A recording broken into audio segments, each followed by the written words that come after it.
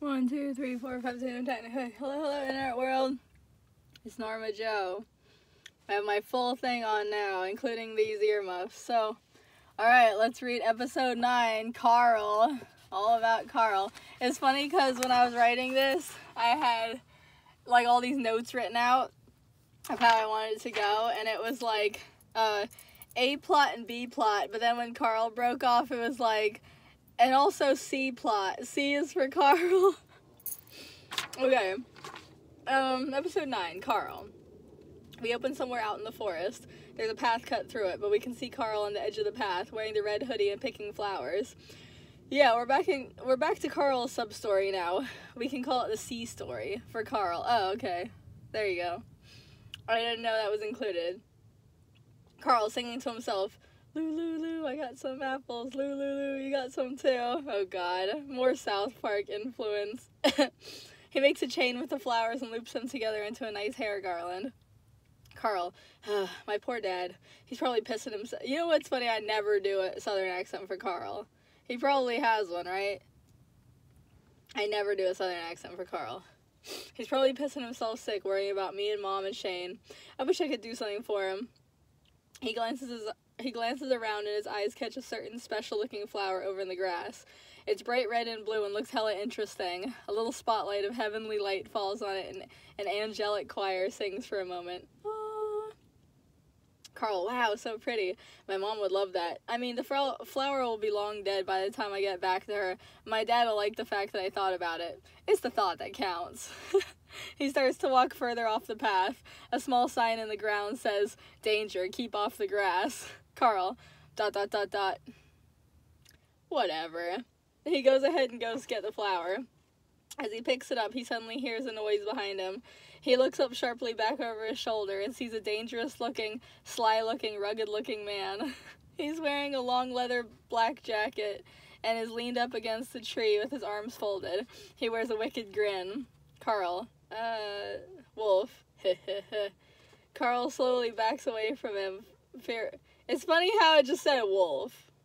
Just throwing it out there. Carl slowly backs away from him, fearful, as the rock music starts up. Another song from my musical that I'll never be able to have. I hate copyright. The wolf gets up off the tree and comes towards him. Carl runs for his life as the wolf gives chase, and they dash off through the forest in a deadly game of kid and predator.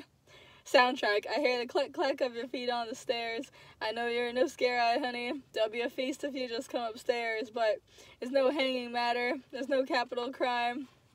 Carl scrambles desperately over bushes and under branches, always staying just barely out of reach of the wolf, constantly terrified that the next second might be when the wolf overtakes him and snatches him up and has his way with him. The wolf is constantly behind him on every maneuver. Soundtrack. Well, I can see that you're 15 years old. No, I don't want your ID. I can see that you're so far from home, but that's no hanging matter. That's no capital crime. Oh, yeah, you're a strange stray cat. Oh, yeah, don't you scratch like that. Oh, yeah, strange stray cat. I bet your mama don't know you scream like that. I bet your mama don't know you can spit like that. Carl runs and climbs up into the branches of a tree, but too late he realizes he trapped himself. The wolf grabs Carl's clothes to try and pull him down, and he kicks frantically to get the wolf off. Wolf, come here, little red. All of a sudden, out of nowhere, an arrow shoots straight into the shoulder of the wolf. He jumps and yelps and screams. Like a freak, it says. Ah! And tries to pull it out as Carl watches from the tree, stunned. The archer steps out of the shadows of the trees. He's wearing a dirty white undershirt and black pants. He's mangy and disheveled, all covered in mud, blood, and sweat. It is the governor. Carl, hey, it's you. The governor goes up to the wolf as cold as ice. Wolf, staggering and begging, No, spare me. Get away from me, don't touch me. Oh, God, please. That's like in italics right there. The governor oh my God, I was watching my friend stream Visage, and there's this guy named Rakan, and he's like in the crazy house, and his scream is so like amazing, like when he's like, no! I can't even do it like he does. He's so good. Anyway, where was I? The governor grabs him and pulls the wolf up against himself like hostage style. He claps his hand over the wolf's mouth, stabs him, and slices his belly open with a hunting knife, gutting him side to side in a big bloody-ass mess that falls out over the ground at the governor's feet. Carl is speechless. The governor drops the wolf's lifeless body to the ground. His knife and his arms are now covered in blood. The governor, come with me. I'll help you survive out here. I'm so happy he didn't fucking say that line from the Terminator. What is that shit? Come with me if you want to live or whatever. I still have to watch the Terminator.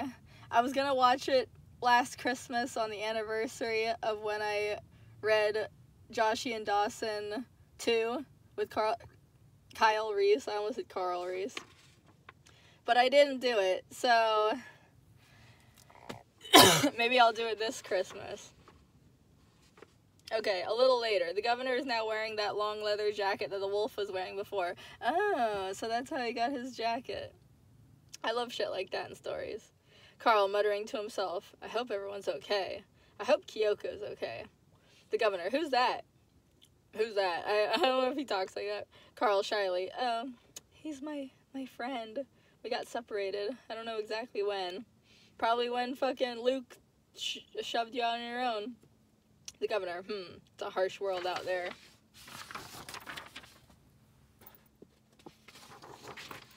They go through the woods a little further. Carl is clearly nervous to be hanging out with the Gov, especially after seeing him tear up the wolf like that. But Carl doesn't dare to break off from him either. The sun is getting lower in the sky. They can start to see through to the end of the forest and see that there's a highway and a city beyond. I kind of like how Carl has all these different, like, adults that are, like, kind of training him. Like, first, you know, it's his dad, but then Luke was, like, training him for a second, and now it's the governor. So he's kind of getting, like, different versions of being raised by all these different men. The governor motions to him. Let me see that map. Oh yeah, he had a map, I forgot. Cool. I think it's like I want him to have a map right here when I was writing it, so I went back to previously and had Luke give him a map just so he could have one. Carl quickly hands over the map. The governor looks at it. The governor, we're not far. He taps the page. Looks like we'll be there soon. The sun drops lower. I imagine the sun should just be like, as the sun sets, the governor is checking the map. He looks down, up, down, back up again. The governor, this is the place, no doubt about it. There's the street corner right there. Carl, but it can't be. They both stand there, looking hella depressed and let down. As the camera pans out, it's revealed that they're standing in an old abandoned storage unit lot. It's all ransacked, like raiders have already come through this way. The two of them go in to at least look around, tiptoeing around all the broken glass, random dishes and mirrors, whatever the fuck else is there, old frames of beds and couches, old memories and shit, and lots of trash bags, and whatever else you probably find there. Carl, but the doctor, how am I ever gonna get the medicine now? The governor shakes his head. This is the end of the line, boy. Forget everything you had, and we're gonna do. At this point, you'll just be lucky to make it back to your gang alive. Carl, ... Damn, dude, that was some real shit. The governor, yeah, I know. Carl looks down at the ground and taps his fingers nervously together. The governor, just survive, you'll be fine. He turns to go. Well, time for me to go. I kinda wish I could take you with me, but where I'm headed ain't no place for a kid. Even a brave one like you. I feel like that's from something, but I don't remember. Maybe that's from Lord of the Rings when he says, like, mines are no place for a pony. Carl, wait. You're just leaving me here to die? The governor, goodbye, kid. He turns away and starts walking. Carl is just watching him go like, wow, that sucks. The governor wanders away, disappearing behind the storage units, leaving Carl all alone. Carl shifts quietly, glances around. So, he sits there for a long time in the red hoodie, staring off into space. Carl singing quietly to himself. If we hold on together, I know our dreams will never die. Dreams see us through to forever. He hears footsteps approaching and he looks up to see the governor returning. Carl, hey, you came back. The governor whispering urgently, hide, and be quiet. He and Carl quickly hurry and hide in one of the storage units. They huddle in the corner behind some old mattresses and wait. At first they don't hear anything from outside, but they quickly begin to pick up the sound of horses' hooves. The governor whispers, that's the king's private guard, the Ebony Knights. They're hunting for survivors to take back to his kingdom. He and Carl watch the outside world through a little crack. They suddenly see the 2 pure black stallions come into view. And their horses, too. No, I'm playing. On their saddles are a couple of hella handsome, fine-ass, dark-skinned black guys, dressed all elegant and armed dangerously. The governor and Carl hunker down lower to make sure they're really out of sight. After a tense Lord of the Rings-style moment, dun dun dun, it says in parentheses, they hear the knights turn their attention to something else, and the horses' hooves can be heard galloping away. Cut to the next morning. Okay, I guess that was a whole night in there. Carl and the governor are still hiding in the storage unit. It's the early morning hours. Carl naturally wakes up first and goes creeping quietly out the door. He starts walking around the storage center yard. You know, just checking the place out. You know how people do. Everything is so silent. He sees on the ground suddenly a trail of bright green drips, looking like slime or something they would have on Goosebumps or that stuff from Reanimator. Carl follows the trail of drops over to a specific storage unit. At the corner of the door, he can see where the green stuff is dripping out. A whole pile of dead-ass rats are lying there, oh my god, with one rat alive that looks totally crazy, eating the corpses of the other ones. Oh my god. Carl, ugh. He tries the door of the storage unit and finds it unlocked. He opens it up. Inside, he finds the wreckage of what looks like used to be a small secret lab. Carl steps in, fascinated, and starts snooping all around. He finds a bunch of little vials hidden behind a flipped-over desk, some broken and some still intact. This is how, like, superhero movies start. They all have weird liquids in them of varying colors. On the wall, there is still a corkboard hanging up. On the corkboard is a whole bunch of science magazine clippings. Stuff like, Georgia doctor leads field in research, and elixir of life within reach, and stuff like that. Then, of course, it goes to stuff like, hopeful research fails to produce results. Funding cut from American Elixir Project. And finally, a flyer that says, emotionally disturbed man still missing since Thursday. Oh my god. Carl leaves the corkboard and starts looking through all the various drawers. All he finds is more vials and some dirty shit that probably no one should be touching with their bare hands. But then at last, Carl opens a special drawer. Ooh, some really pretty moths fly out that shine like pearl. Angelic music, it says. Carl, ooh. He reaches into the drawer and pulls out a nice suede-bound journal. He leans against the wall and gets ready to open it. Carl, shaking the journal as if it's a magic 8-ball. Come on, baby. Big money, no whammies. He opens the journal to a random spot. Carl, reading. At long last, I, Professor Victor von Baron, have touched my highest dreams. Carl squeals excitedly. Yes, this is it. He keeps reading. My elixir of life potion is a success. At present, I only have a small bottle, hidden in the false back of this drawer. The scientific community now must surely take me back. I need only to find a way of convincing them to let me demonstrate to them again. They have not by any means forgiven me for the last time. Carl puts the journal down and reaches in the back of the drawer. Look, the good thing there wasn't like a fucking Black Widow back there. He opens the secret compartment, and with some cobwebs on his hand, he carefully takes out a small bottle. The liquid in it is plain and clear like water, but Carl can tell that even though it looks like nothing, it has power. Carl whispers to himself, badass. He pockets the bottle. Don't worry, Rusty, I'm gonna be your motherfucking hero. Then all of a sudden, he hears a scary-ass snarl beside him. He jumps and staggers back, slipping in the mess on the floor, ew, and sees a big vicious raccoon right beside him. Carl hurries away from it, and the raccoon leaps at his face. Oh my god. But then, just in time, a broomstick swings and smacks the raccoon out of the air. The raccoon hits against the wall and runs away through a crack, hissing. Carl lets out a relieved breath and looks back. He sees the governor standing there, holding the broom. That's like 2 animals that he saved them from. The governor, that was a close one. Rabies is always a bad thing to get, but it's especially bad in a zombie apocalypse. Come on, let's get out of here. We should put some distance between us and this place, if the Ebony Knights are still in the area. He steals a couple bottles of water, and they head out. Yeah, there was bottles of water in there, that's convenient.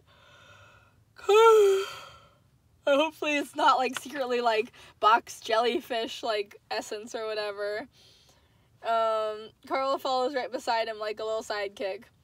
The governor. Anyway, I want to teach you how to shoot a bow, and how to make your own arrows.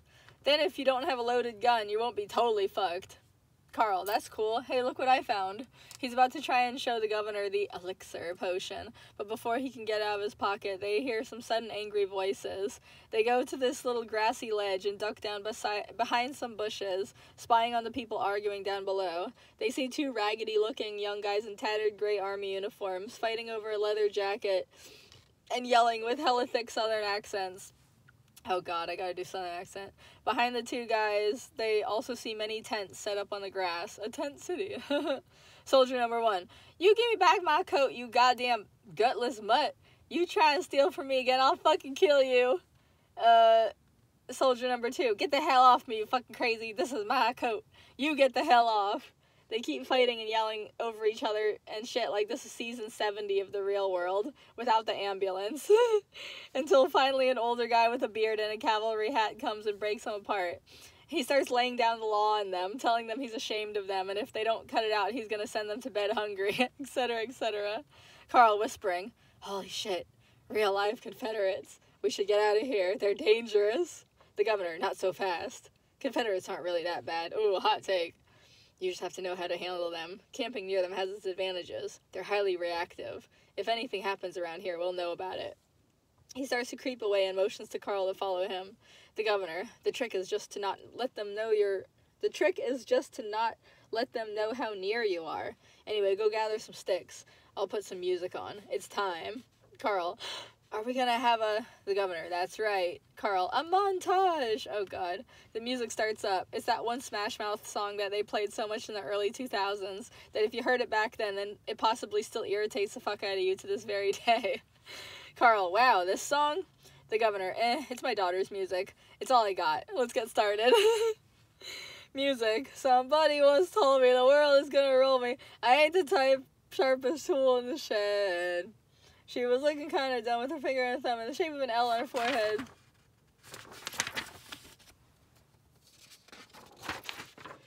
The two of them leap right into montage mode. First activity on the list is bow and arrow practice. Of course, Carl sucks ass and can't get the arrow to fly worth a damn. It just keeps falling on the ground.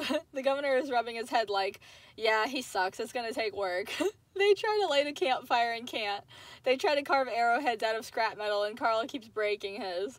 He gets tangled in his clothesline, his tent collapses, his flower baby makes him sneeze, resulting in sudden flower baby death syndrome. He guts the dead squirrel wrong and it splurts blood all over him. Ew, you know the typical shit. He can't do anything right. But of course, the montage goes on. By the second, hey now, you're an all-star. Carl finally lights the campfire by getting pissed off enough to make a spark, of course. Right when he's at his lowest point of self-loathing, he starts to succeed. Now he starts taking on all the skills one by one and working them out. You know, blah, blah, blah. As the song continues to its end, he's predictably kicking ass. He can make a tent, wash the laundry, hang clothes, climb a tree, steal some eggs from a bird's nest, start a fire, cook the eggs, sharpen his arrows, shoot a squirrel, skin it, cook it, and serve a nice meal for himself, the governor, and the flower baby, which he kisses on top of its head before sitting down to dinner. The song ends. It's dark now. The governor sighed, satisfied. The governor, well, you're all ready now. Yeah, you're a man now. It only took 3 minutes. I admit, there were times when I doubted if you were up to the task of super accelerated montage training, but I should have known better. You had the stuff in capital letters from the start, kid. Carl, I couldn't have done it without you. Live. Studio audience. Aww. The sad sitcom music starts playing. Uh-oh. The governor, yeah, about that. Looks like I trained you as much as I can. You gotta teach yourself now. You don't need me anymore. In the morning, I'm gonna go. It's time for us to go our own ways. Carl, but I thought we were gonna be a team now. The governor, no teams. I'm a villain. I'm not a good guy. I shouldn't even really be doing this right now. Believe me, you'll be better off on your own.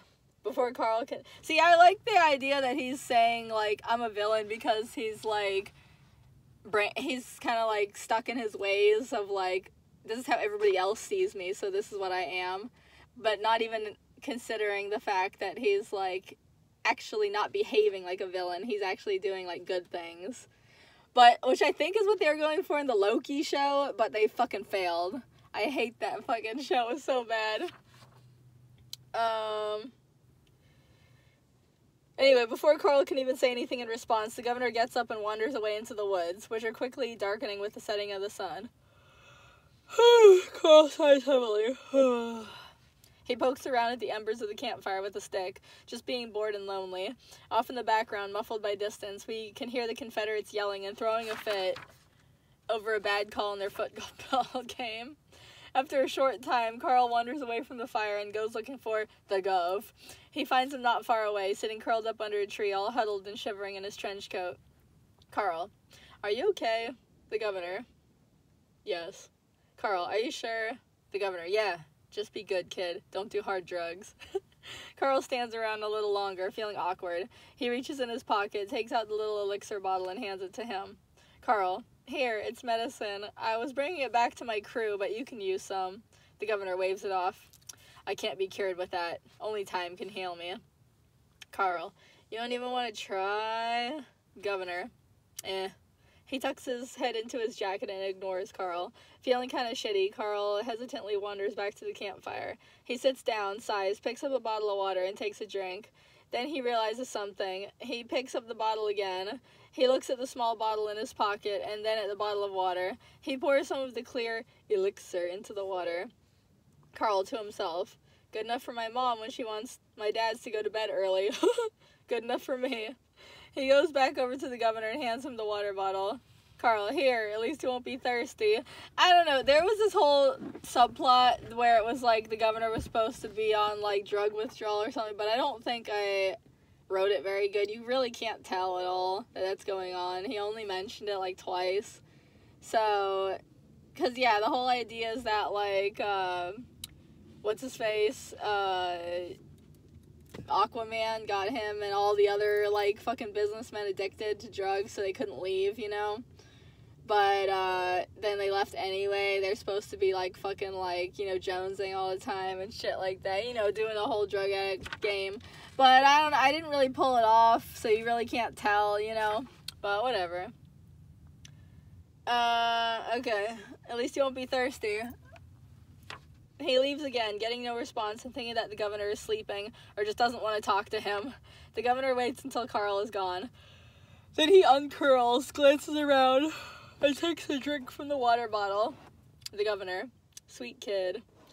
Later on in the night, the campfire is out and Carl is sleeping beside it. All is dark and quiet under the stars. Well, until suddenly from out of the darkness, there's a whinnying of disturbed horses. Carl's eyes open quietly and he sits up. At first he doesn't think it's anything important, but then he hears the shrill shriek of one of the young Confederates.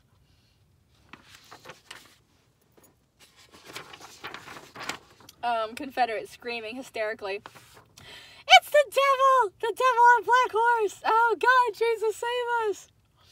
Carl immediately hurries up on his feet. By now all the flashlights are switching on down at the Confederate tents. The horses are freaking out and all the soldiers start screaming and crying like cats in heat about the boogeyman, the devil, demons, etc. As if the Tingler itself was loose among them. Carl, uh-oh. Just then the governor comes running out through the trees, all rejuvenated and ready for action. He snatches Carl quickly by the hoodie and pulls him running off together. Carl, what's going on? The governor, it's the Ebony Knights. They followed our trail. Carl, we'll never outrun horses. The governor, there's a river not far away. All we have to do is make it there. Oh my God, is this fucking like Sleepy Hollow? Carl, and what then? Swim? The governor, not exactly. You ever seen Watership Down? Oh my God! Carl just looks at him cluelessly. The governor, how about Lord of the Rings? Just then the Ebony Knights burst out of the trees with a loud whinnying and stomping of their horses. Isn't it supposed to be hooves? You know what I meant. The animals rear up on their back legs as the governor and Carl run for their lives. Or, continue to run for their lives. They see the river ahead of them. They can hear the water running downstream and see the moon and stars reflecting off the water's surface. The governor, run down the dock and jump as far as you can. Carl, what dock?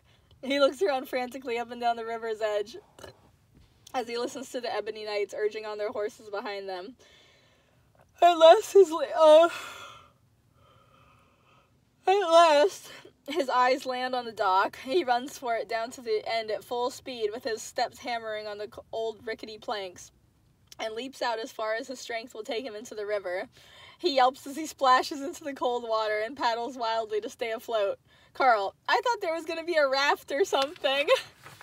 The governor, there'll be something. You know how to swim, right?